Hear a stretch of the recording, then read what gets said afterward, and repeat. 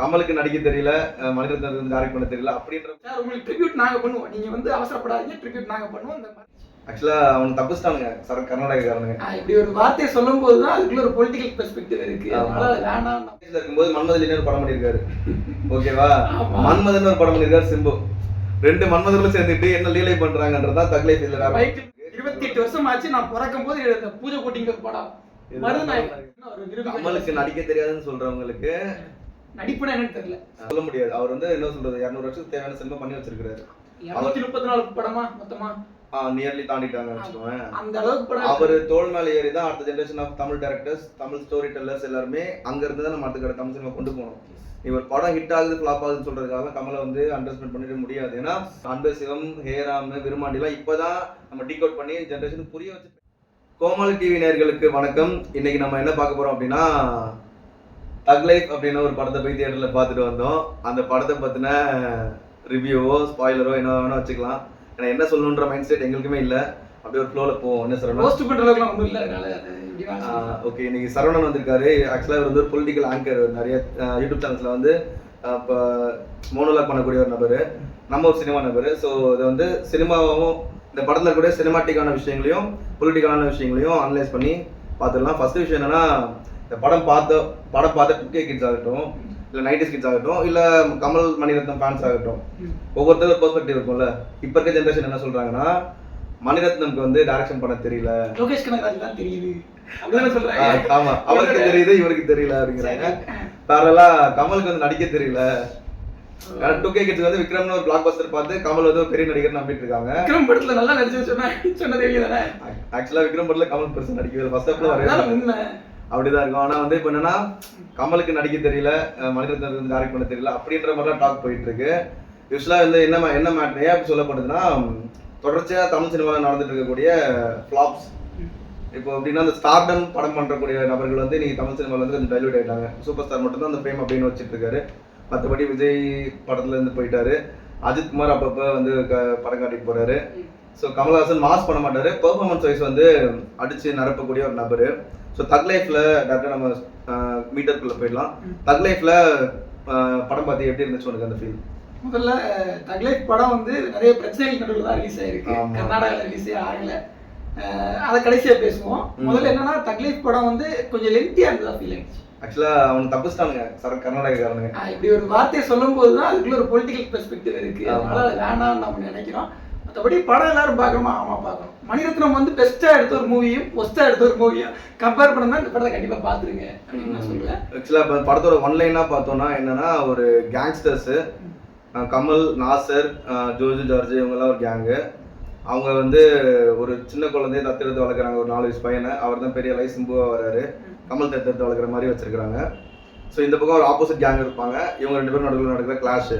அப்படிதான் படம் ஸ்டார்ட் பண்ணுவாங்க அப்படின்னு நினைச்சா, ஆனா அப்படி இல்லை. படத்துல நாயகன் படத்தோட தொடர்ச்சி நேர சொன்னாங்க நம்ம கிட்ட. நாயகன் படத்தோட தொடர்ச்சி தான். அந்த சீன்ஸ் எல்லாம் ரெசம்பலன்ஸ் பண்ணிருக்கானுங்க. நாயகன் படத்துல நாசர் யாரு உண்மையை சொல்லுங்க. மேட்டர் நான் உங்களுக்கு எப்படி கம்பேரிசன் கொடுக்குற கரெக்டா?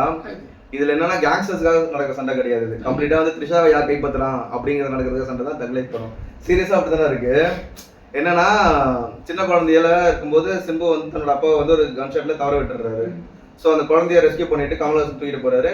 அந்த குழந்தைய வச்சு தனியாக சேவ் பண்ணிக்கிறாரு.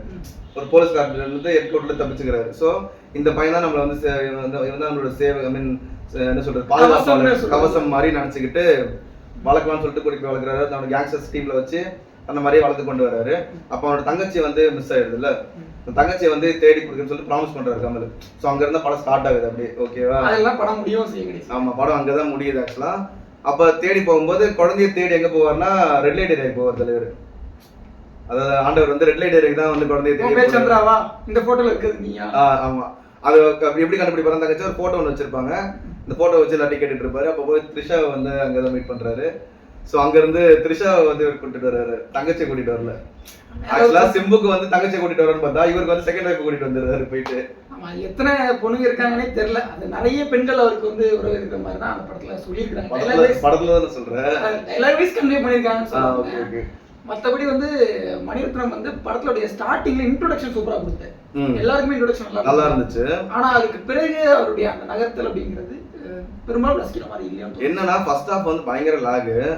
அது ஓகே, ஃபர்ஸ்ட் ஹாஃப் நல்லா இருக்க மாதிரி இருந்தாலுமே அந்த ட்ரெய்லர்ல நம்ம பார்த்தோம்ல, இனிமே இங்க நான் தான் ரங்கராய சக்திவேல் அப்படின்னும் போது தியேட்டர் பிளாஸ்ட் ஆக போகுதுன்னு நினைச்சிட்டு இருக்கும்போது கடைசியில இன்டர்வல் பிளாக் சீனே அதுதான். அங்க போய் சொல்றாரு, நான் என்ன பார்ட் 2 போட்டாவது தொடர்ந்து நம்மள வெளியே விட்டுருவாங்க நான் நினைச்சிட்டு இருந்தேன். அப்படியே நம்மள வெளியே விட மாட்டேன். ஓகே, அதுல என்ன சொல்றதுன்னா கேரக்டர் வைஸ் வந்து ஒருத்தர் ப்ளே பண்ணியிருந்தது வந்து பார்த்தா தனித்தனியா பார்க்க இண்டிவிஜுவலா பர்ஃபார்மன்ஸ் வைஸ் நல்லா இருந்துச்சு. ஆனா கதையோட சேர்ந்து பாக்குறதுக்கு வந்து அது ஒன்னும் சேராத மாதிரி தான் ஒரு ஃபீல் கொடுத்துச்சு. நடிப்புக்கு பேர் எடுத்த வடிவகர் சேமா இருக்காங்க ஒரு பக்கம், நாசர் இருக்காரு, நடிப்புக்கு இலக்கணம் வகுத்த கமல்ஹாசன்லாம் இருக்காங்க, ஜோஜோ ஜார்ஜ் இருக்காரு, மலையாள இண்டஸ்ட்ரியோட பெரிய ஆக்டர். ஜோஜோ இந்த படத்துல வந்து சரியா பயன்படுத்தப்படல. யாருமே எனக்கு தெரிஞ்சு சரியா வந்து வரல. ஆக்சுவலா வந்து இது சிம்புக்கு பெரிய கம்பேக்கா இருக்கும்னு நினைச்சாங்க ட்ரெய்லர் பார்த்துட்டு. அவர் பேக்கா தான் போயிட்டே இருக்காரு. எனக்கு உண்மையாவே ஈஸ்வரன் படம், அதுக்கப்புறமா 2-3 படம் டைம் வச்சு ஒரு படம் வந்துச்சு, மாநாடு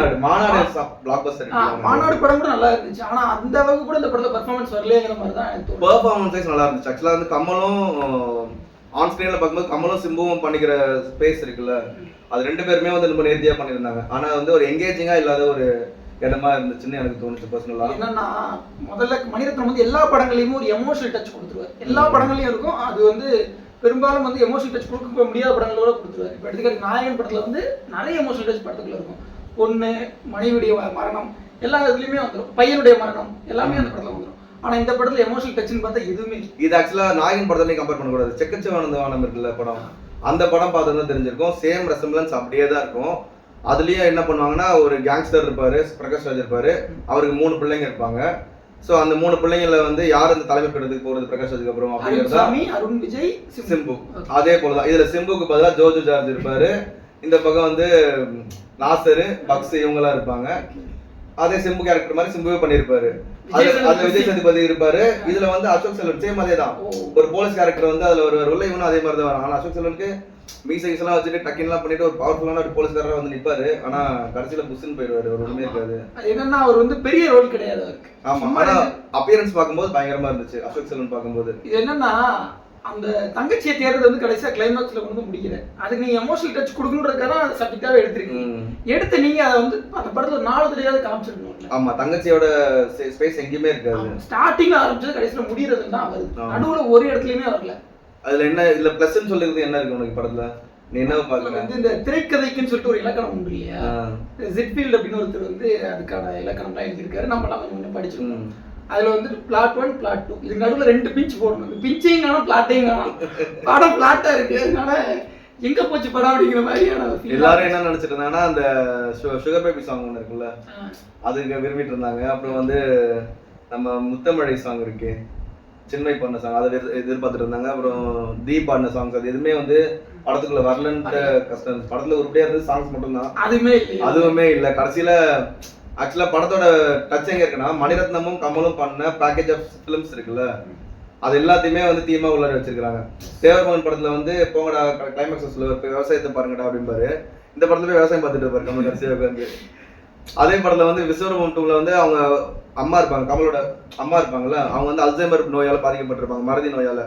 இந்த படத்துலயும் வந்து அபிராமி வந்து அதேதான். இது என்னன்னா படம் விரும்மாண்டில ஹீரோயின் அபிராமி, அதே தூக்கிட்டு வந்து இங்கே போட்டு. இந்த பிரச்சனை எனக்கு படம் பார்க்கும்போது பக்கத்துலயே இருக்கிற இந்த படத்துடைய எல்லா படத்தோட ரெசம்பிளன்ஸ், மணிரத்னம் பண்ண படத்துல இருந்து ஒரு சீனு, கமல் பண்ண படத்துல இருந்து ஒரு சீனு, அஞ்சான் படத்துல இருந்து ஒரு சீனு, செக்கச்சிவந்தவானம் எல்லா படத்தையும் கொலை இப்படி சொன்னா அந்த படத்தை பாக்குறதா இல்ல இப்படி சொன்ன படத்துல நான் மைண்ட்ல ஓட்டி பாக்குறேன். கணக்கு கரெக்டா இருந்துச்சா இல்லையா? அந்த எல்லா ரெசம்பிளன்ஸுமே இருந்துச்சு. தியேட்டர்ல ஆடியன்ஸ் வந்து அப்படியே உள்ள போய் உட்கார்ந்தவங்க தான் கமலை கிண்டல் பண்ண அப்படி ஒரு அமைதி. ஏன் சொல்ல எல்லாம் தூங்கிட்டாங்க. நான் சொல்றேன், கமலை கிண்டல் பண்ண ஆரம்பிச்சிட்டாங்க. அண்ணனே 2 தடவை கண்ண மூடிட்டாங்க. நானே தூங்கிட்டேன் ஆக்சுவலா. சோ இந்த பிரச்சனை எல்லாம் வந்து நானே முழிச்சு பாத்துக்கிட்டு இருக்கேன், எங்கடா ஏதாச்சும் ஒரு இன்ட்ரெஸ்டிங்கான சீன் கொடுப்பீங்களா, போங்கடா அப்படின்னு ஆயிடுச்சு. இல்ல இப்ப விஸ்வரூபம் படமே கூட இந்த மாதிரியான ஒரு லென்த் கொஞ்சம் ஒரு லென்த்தியான சீன், லென்த்தியான படம்ன்றது பிரச்சனை இல்லடா. இப்ப புஷ்பா படம் வந்துச்சு 3 மணி நேரம் 3 மணி நேரம் 40 நிமிஷம் கிட்டத்தட்ட படம். ஆனா அது எங்கேஜிங்கா கொண்டு போய் படம் ஹிட், பேன் ஹிட், 2000 கோடி வசூல் வேற. அதுல ஃபைட்டும் நல்லா இருக்குது. இல்ல ஃபைட் வந்து நமக்கு பாக்குற லெவலுக்கு இருந்துச்சு. ஃபைட்டு கூட லென்த் இருந்துச்சு. என்னன்னா தெலுங்கு படத்துல வந்து நிறைய லென்த்தியான ஃபைட்ஸ், தேவையில்லாத ஃபைட் இருக்கு எங்க அப்பா சொல்லுவாரு. கிட்டத்தட்ட புஷ்பா படத்துல 2-3 இடங்கள் அப்படி இருக்க மாதிரி ஃபீல் ஆச்சு. நீ படமே ஓவர் பில்டப் தான் புஷ்பா பொறுத்த வரைக்கும். ஆனா வந்து அது hit, commercially hit, pan India hit ஆயிடுச்சு. மியூசிக் வைஸ் அது நம்மளுடைய அந்த உணர்வோட ஒட்டிட்டதுனால அது பெரிய லாக் ஃபீல் ஆகல. ஆனா இந்த இடத்துல வந்துட்டு நிறைய லாக் ஃபீல் ஆச்சு. அதுக்கான காரணம் நம்முடைய உணர்வோட ஒட்டல. இப்போ தமிழ் சினிமா போயிட்டு இருக்க போக்குக்கு தக் லைஃப்க்கும் ஒரு கம்பேரிசன் வச்சோம் அப்படின்னா, என்ன சொல்றேன்னா தமிழ் நம்ம சினிமாக்கு என்னதான் ஆச்சுன்னு ஒரு கேள்வி வரும்ல, சாம்பல் வீடுகளும் சூழல் புகை மண்டலமும் அப்படின்ற மாதிரி பெரிய ஹீரோஸ் பண்ற படங்கள்ல எங்கேயுமே வந்து கேரக்டருக்கான எங்கேஜிங் ஸ்பேஸ் இல்லாம இருக்கு. ஆனா ஸ்டார்ட் அப் டைரக்டர்ஸ் பண்றாங்கல்ல, அவங்க எல்லாருமே என்ன பண்றாங்கன்னா முதல் படம்ன்ற மாதிரி தெரியல, எடுத்துக்காட்டுக்கு டூரிஸ்ட் ஃபேமிலி எடுத்துக்கும்.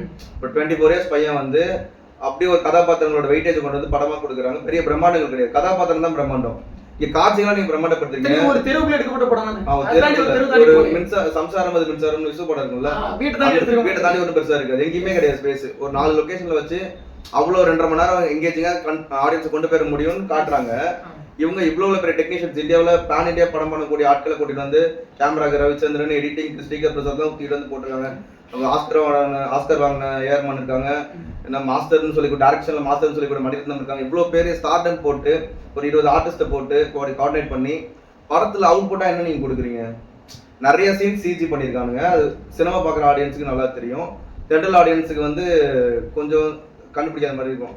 ஆனா படத்துல பெரிய பிளஸா பார்த்தது என்னன்னா, கோட்டு படத்துல விஜய் வந்து ஒரு டிஐஜிங்கிற பேர்ல காமெடி ஒன்று பண்ணிருப்பானுங்க.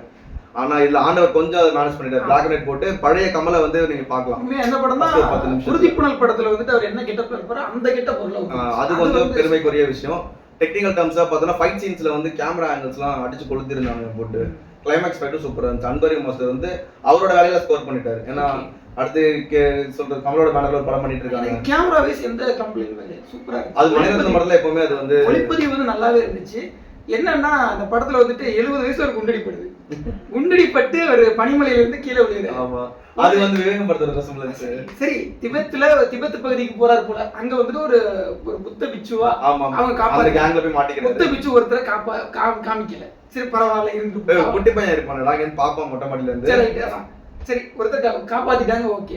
அவங்க எனக்கு தற்காப்புகளை சொல்லி கொடுத்தாங்க அப்படின்னு 2 வருஷம் இங்க ஃபைட் கத்துக்கிட்டு திருப்பி வந்து பழி வாங்குவாரு. எதுக்கு த்ரிஷாவை பழி கொண்டு போய் கொடுக்குறது? அதாவது படம் வந்து த்ரிஷாவுக்காக தான் கதை அப்படின்றத நம்பல, ஒரு தங்கச்சிக்காக தான் கதை. பட் அதை பெருசா படத்துல காமிக்கவே இல்லை. தங்கச்சிக்கும் பெருசா ரோல் கிடையாது, ஸ்டோரியே ஃபுல்லா. அதுதான் தப்பா புரிஞ்சுட்டு இருக்க. படத்தோட ஒன்லைன் ஸ்டார்ட் பண்றது சிம்புவோட தங்கச்சியான சந்திராவை கண்டுபிடிச்சு கமல் கொடுப்பாருன்னு சிம்பு நம்புறாரு.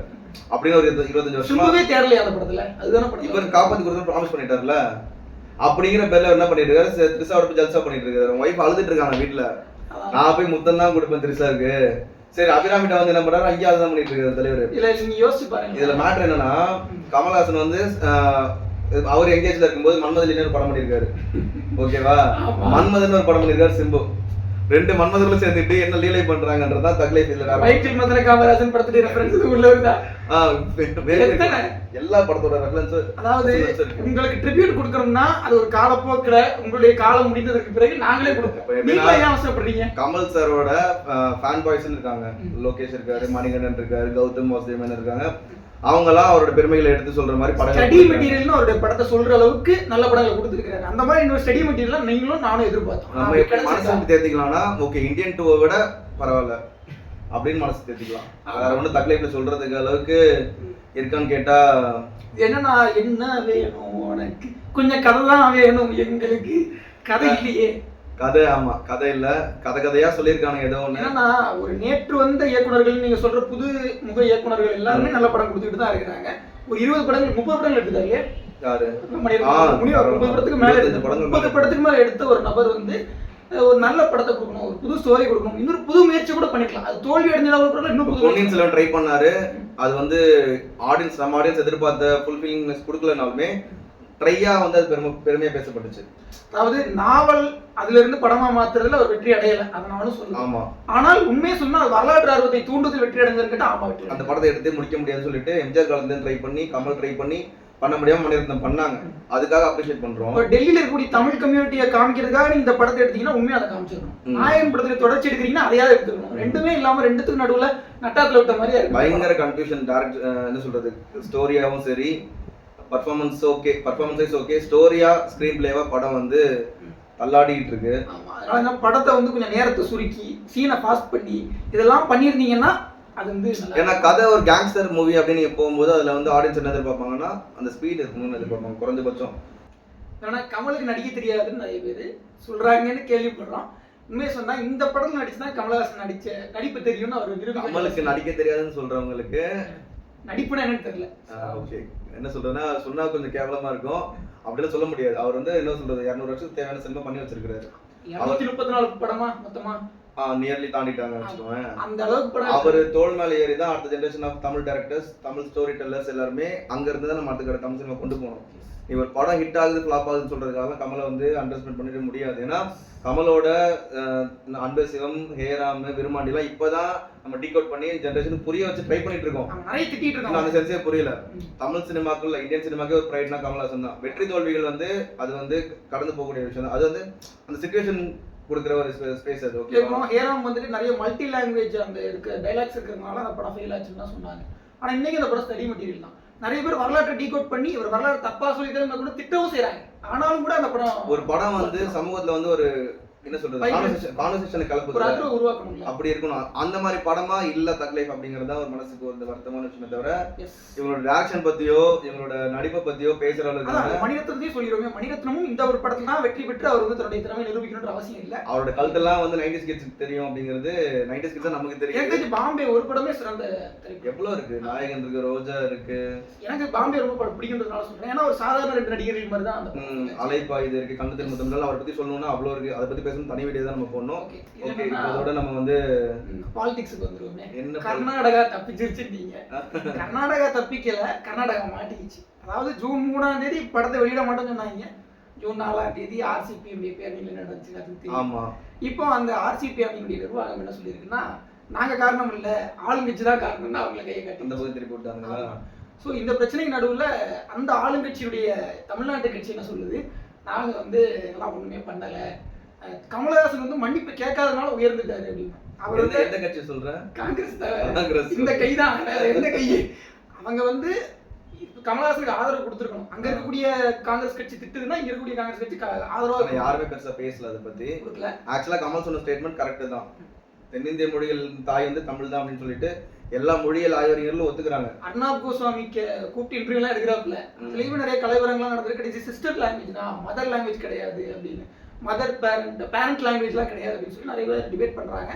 டிபேட் பண்ணலாம், பிரச்சனை கிடையாது. ஒருத்தர் மன்னிப்பு கேட்கணும் டிமாண்ட் பண்ணா நாளை பண்ண இன்னொரு கன்னட திரைப்படம் இங்க வர்றதுக்கு நீங்க மன்னிப்பு கேட்கணும் திரும்ப கேட்டா நல்லா இருக்கும். ஏன்னா இப்ப காந்தாரா 2 வரும், அடுத்தது ஆக்சுவலா KGF 3 வரும். இதெல்லாம் வந்து தமிழ் ஆடியன்ஸ்ல இருக்கிற சென்ஸே வந்து எப்படின்னா எல்லா லாங்குவேஜ் படத்தையும் இங்க பார்ப்போம். படம் நல்லா இருந்துச்சுன்னா எங்கேயுமே படமும் பார்ப்போம். அது நம்ம கிட்ட உள்ள ஒரு குணம். அவங்கள மாதிரி வந்து ஒரு வன்மத்தை கக்கி அது மூலியமா வந்து ஒரு விளம்பரத்தை தெரிவிக்கக்கூடிய நபர்கள் தமிழ் ஆடியன்ஸ் கிடையாதுன்னு சொல்லிட்டு நம்ம ப்ரூவ் பண்ணிக்கோம். படம் நல்லா இருந்துச்சுன்னா நல்லா இருக்குன்னு சொல்லுவோம், நல்லா இருக்குன்னு சொல்லுவோம். அதாவது அரசியலுக்காக அந்த படத்தை பார்க்கணும்னு சொன்னது நான் தான் இல்லை, நான் சொல்லுவேன். எல்லாருமே அந்த படத்தை பாருங்க, அந்த படம் நஷ்டமாக கூட நான் சொல்லியிருக்கேன். ஆனா படத்து மேல கிரிட்டிசிசம் இருக்கணுமா? ஆமா, நிறையவே இருக்கும், நிறையவே இருக்காது. அது சொல்லிட்டோம். ஒரு சிறந்த படைப்பு உருவாக கிரிட்டிசிசம், விமர்சனம் என்பது ரொம்ப முக்கியம். அதனால படைப்பு உருவாக்கத்திற்கு விமர்சனமே தாய் என்று அடுத்து வந்து நம்ம கமல் சாரோட இந்தியன் 3க்காக வெயிட் பண்ணுவோம். மறுபடியும் முதல்ல இருந்தா இதுவரைக்கும் படத்தை பர்னிச்சர்ல பத்தாதா உங்களுக்கு? ஏன் ஓகே, இவர்கிட்ட இருந்து அந்த இந்தியன் 3 வந்து பத்திரமா கொண்டு போய் பாதுகாத்து உள்ள வைங்க, இவர் கையில கிடைக்க விட்டுறாதீங்க, உடச்சிருவாரு. நிச்சயமா வந்து அது இந்தியன் 3 ஸ்பாயில் ஆனா கூட வேல்பாரி நமக்காக வெயிட் பண்ணிட்டு இருக்கு. 28 வருஷம் ஆச்சு நான் பிறக்கும் போது இந்த பூஜை போட்டிங்க படம் அத முதல்ல எடுத்து முடிங்கய்யா, அதுவே பிரம்மாண்டத்துக்கு பேருருவம் தான். அப்படி நீ அங்கெல்லாம் போகாது, அதெல்லாம் கஷ்டம் முடியாது. பசுபதி வந்து பாலா போயிட்டாரு, கமலஹாசன் காணாம போயிட்டாரு, இங்க போயிருச்சு. இன்னைக்கும் அந்த படத்தை எடுக்க முடியும்னு நம்பிக்கை இருக்கு. படத்தை எடுக்கணும். அந்த கெட்ட போட நீ கொண்டு வரது ரொம்ப கஷ்டம்ல. இன்னொரு 4 கோடி செலவு பண்ணணும், உண்மையா கஷ்டம் தான். ஆனா இன்னொரு தடவை படட்டும், இதுக்காக அவர் கஷ்டப்பட்டு அவருடைய லைஃப் ஆம்பிஷன் அதை முடிச்சிட்டுமே அப்படிதான் நான் சொல்றேன் சார். ஒரு ஆடியன்ஸோட ஒரு கமல் சாருக்கு வந்து நாங்க கொடுக்குற வந்து ஒரு கோரிக்கை இதுதான். தயவு செஞ்சு இந்த மாதிரியான படங்கள் எடுத்துட்டு போங்க. இந்த மாதிரி படங்கள் சார் உங்களுக்கு ட்ரிபியூட் நாங்க பண்ணுவோம், நீங்க வந்து அவசரப்படாதீங்க, ட்ரிபியூட் நாங்க பண்ணுவோம். இந்த மருதநாயகத்தை மட்டும் எப்படியா எடுத்து கொடுத்துங்க, அதுதான் உங்களுக்கு நாங்க கேட்கறது. நன்றி.